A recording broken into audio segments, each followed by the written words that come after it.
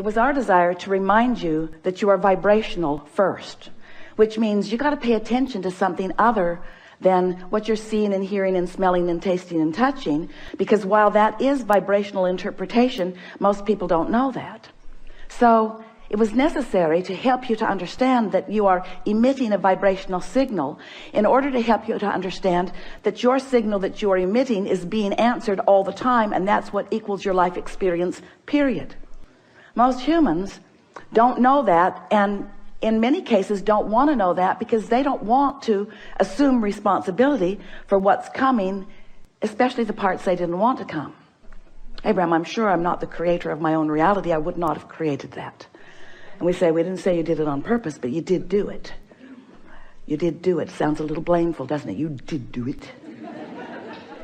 But when you realize that you have creative control of your experience, because you have vibrational control of your experience, because you have focused control of your experience, because you have the ability to focus, then you say, all right. But then when it's hard, you say, not all right. This shouldn't be this hard. This shouldn't be this hard. And then you say something, which is the last thing we ever want to hear from you. I'm not good at this. But you are good at it. You just don't know you're good at it. You just haven't practiced being good at it in the way that really gives you the clarity. And that's really what we're going to be talking about here today. If you've been following us for a while, you've heard us say that you are the creator of your own reality. Blah, blah, blah. Enough of that. And that you live in a vibrational universe. Blah, blah, blah, blah, blah. Enough of that already. But you do, and you are. So, blah, blah, blah. So, here you are, the creator of your own reality. And life is constantly throwing things at you, isn't it? Well, it's not really like that. Life is happening around you, and you're observing, but it really isn't after you. It's not testing you. It's not challenging you. It's just being around you for you to observe. It's just this magnificent palette for you to play in. So life is happening around you, and you are participating in it through your observation, through your memory, through your awareness, through your conversation. You're participating in it. And as you are doing that, you are coming to lots of conclusions, many and every day, of what you want. Because life helps you to know what you don't want. You know what you don't want. You know what you do want. You know what you don't want. You know what you do want. It's just this wonderful variety or contrast that helps you to come to important personal conclusions. So these conclusions happen within you, and we've been calling that step one, because the variety, the contrast that surrounds you, causes you to ask for what you want. Whether you use words or not, you just constantly keep coming to personal preferences. You were born like that. You've always been like that. You will never stop being like that. We want you to accept that you are like that. It's a good thing. Step one is a really, really good thing. You're asking constantly. It is the basis of the expansion of the universe. It's a wonderful thing. So you're asking, step one. Step two, not your work. That's where law of attraction and the source within you answers what you're asking for. When you emit a signal, the signal is answered. So ask, answer, ask, answer, ask, answer. But your discomfort is that there often appears to you to be quite a time gap between your asking and the universe answering. But there is not a time gap between the answer. There's just a time gap between you getting up to speed with the answer. You say, hey, Abraham, that can't be right, because I want it. I'm paying attention. If it were there, I would know it. And we say, it comes in a vibrational form first. And you say, oh, so that's the catch. You're giving me something vibrational that I can't see or hear or smell or taste or touch. So you can say all day that when I ask, it is given. Write a book about it if you want, Abraham. You can say that all day, but to me it doesn't feel like it's being given. And we say that's because you're in a different frequency from what you're asking for. You have to line up with what you're asking for. In other words, when you want more money because you clearly do not have enough, when you feel frightened or bound or in trouble financially or just not satisfied, when you feel that way, you are that way. And you say, no, I feel that way because I am that way. And we say, no, you am that way because you feel that way. In other words, it works differently than you think it does, but you've been observing it for so long, you don't know which came first. But what comes first always is your vibrational countenance. And then the manifestation just matches what you feel like. So if you want more money and you feel like you don't have enough money, you can ask all day, all day, all day, every day. You can write long lists of it. But if in your belly, if in your being, if you're feeling the fear or the absence of money, then you've got a vibration going that's different from the answer that you seek. You want more money, but your vibration says, I don't have enough. And the universe says, and law of attraction answers you with what you're feeling. So a lot of our physical friends, especially in the beginning, say, well, then it doesn't seem like I can get there from there. It doesn't seem like I can get to where I want to be from where I am. Because if I am missing something that I want, and I'm aware that I'm missing this thing that I want, and in fact, the reason that I'm speaking about it so clearly is because it's missing, and that's why I want it, then how do I get there? And we say, you have to feel like it feels to have it. And you say, okay, then give it to me and I will. And we say, just try a little bit. Just try a little bit to not activate within yourself so often the vibration of what's missing, and focus yourself into activating the vibration of what you want. It is not as difficult as you think. So step 1 is contrast causes you to ask. Step 2 is it is given vibrationally, so there is no gap really. Step 3 is you have to convince yourself there's no gap. That's the work. You got to feel it as if it is in order for it to be. And we know you balk at it, but many of you are practicing this and are finding it. Many of you are understanding the laws of the universe, and you're finding ways to focus yourself into feeling good without needing all of the evidence to be there first. Do you hear how important that is? If you don't need the evidence for what you want to be there first before you feel it, then you are able to accomplish the vibrational countenance of it before it is, which means now it must be. And Esther said, please, please, please, let's call it step 4. Please, please, please. Can't we call it step 4? We need another step. We need another step, Abraham. Please, please, let's call it step 4. And we say, all right, step 4. So you ask step 1, source answers step 2. You allow it, step 3. But now we've been talking to you for a while. You've been keeping up with us pretty good.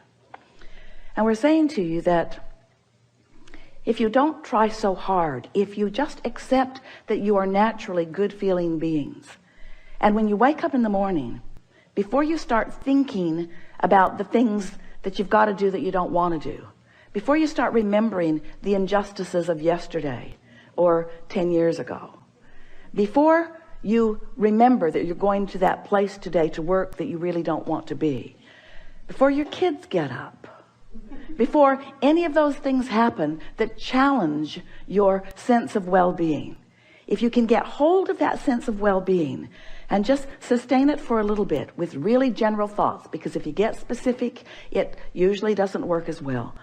Get into an attitude of appreciation and milk it for just a little bit. Law of attraction will help you out. Because law of attraction says that that which is likened to itself is drawn.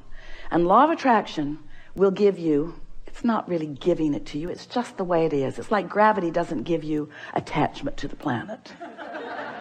It just is. So law of attraction provides for you this consistent life experience. So to make it very clear and blunt, we like blunt, you have 17 seconds to sustain this thought and move it into something even more powerful. 17 seconds and another thought like it joins it. And there is power, manifestational power in that crossing that 17-second mark that most people don't know about, or when they wake up, they would make very sure that they stay there for 17 seconds. So if you find a good feeling thought, or better said, if you wake up and don't introduce a not good feeling thought, because when you wake up, there's no thought. During that time of slumber, you have stopped the momentum of all thought. That's really an important thing to understand.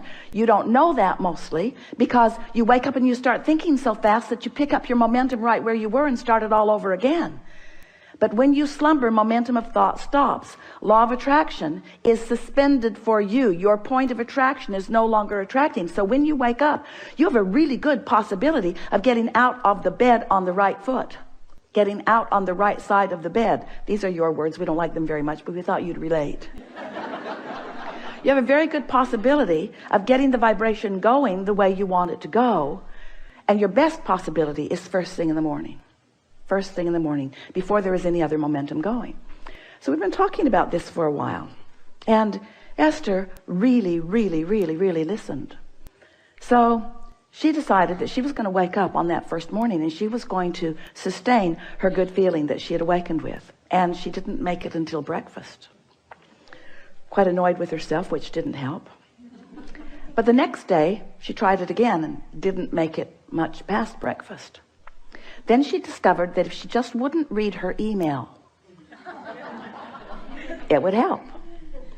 So her dominant intent became to sustain this feeling of well-being as long as I can. Just sustain it. And what she began noticing about the second week and third week and fourth week of doing that was that not only was it easy to find and maintain that frequency of feeling good, but there were all kinds of other benefits that began coming to her that these words won't give to you. You have to do it and find it yourself, because words don't teach. So we're just explaining to you what Esther experienced. She found a new clarity that was not within her before. She found a sort of stable ride. She remembered Jerry's story of shock absorbers. He used to tell a story about he got a new car. He was test driving it. It was a beautiful Cadillac, and it was in San Diego. And the salesperson took him down a road that Jerry thought no nice car should ever be on. And he was amazed at the ride that that car gave him, even on a very bumpy road, because the suspension system, the shock absorbers, were such that even though there were bumps in the road, he did not feel them in that car. And he used that analogy always, and it's the same analogy that we're offering to you here. When you find vibrational alignment with who you really are, and you sustain it for a period of time, what happens is you get shock absorbers. So even though the same sort of things may be happening around you, you might even see some of them, although law of attraction makes it less and less likely that you're going to participate on any personal level with anything unwanted once you begin sustaining this vibration of well-being. But the whole point of all of this, we don't want you to become so vibrationally snobbish. Esther says, I'm a vibrational snob. I like clarity and I will not accept confusion. But when you care about how you feel and you practice it until you're in this place where you are sustaining it more consistently, then you don't feel like you felt before. You know how when you first start knowing that you are the creator of your own reality, and you get feeling pretty good, and then someone says something that takes you away from your good feeling, and you think to yourself, I'm never talking to you again. I'm going to avoid you. You are a downer. But then you find yourself in a sort of state of avoidance everywhere. You can't watch television. You can't really go out in the world. You have to give your children away. You just can't barricade yourself into enough solitude to really maintain the vibration, and you give up so much by trying to do that. The benefit of alignment shouldn't have to pay the price of being a hermit. You should be able to practice your alignment until you're so good at it that you can go anywhere, be anywhere, with anyone, and maintain your vibration. And let's call that step 4. Because Esther wants to. So what it requires really is enough determination to focus first thing in the morning, and until you know that you've got it and you're able to maintain it, and then to simply watch what happens in your experience as a result of that newfound alignment and that newfound clarity.